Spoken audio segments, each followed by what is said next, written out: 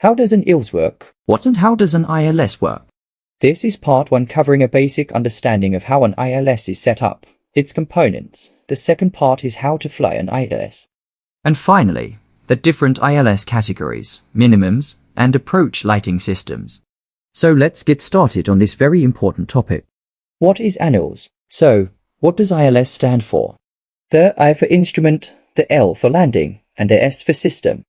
The Instrument Landing System is a ground-based radio navigation system, giving pilots the lateral and the vertical guidance towards the runway as they are in approach in IMC. To fly an ILS approach, the aircraft has to be fitted with an adequate ILS receiver to display and convert the picked-up signals on the cockpit instruments. Besides that, you need the necessary ILS approach chart with important data, like the ILS frequency and identifier code, the ILS inbound course and glide slope angle, the given minimum descent altitude or heights, depending on the ILS category, and last but not least, the go-around procedure. Ground-based system. Let's talk more about the ground-based system. The system consists of 2 antennas sending out on one tunable frequency. The so-called localizer antenna is normally located beyond the end of the runway, and generally is built up out of several pairs of directional antennas. They send out radio signals in the horizontal axis of the runway.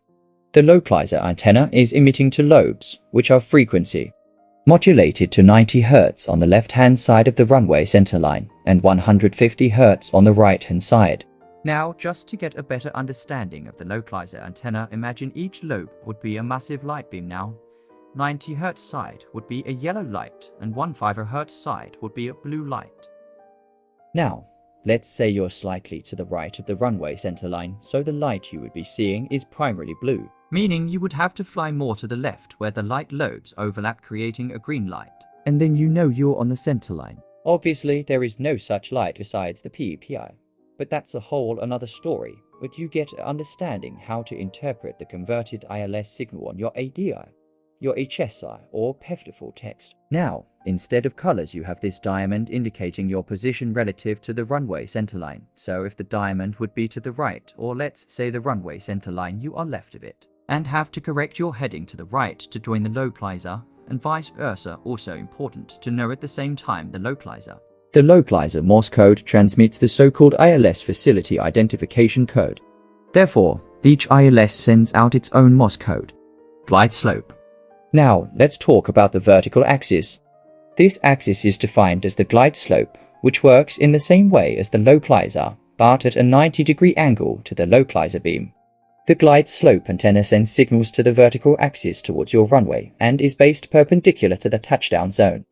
There's another diamond presented on your instrument showing your position relative to the glide slope.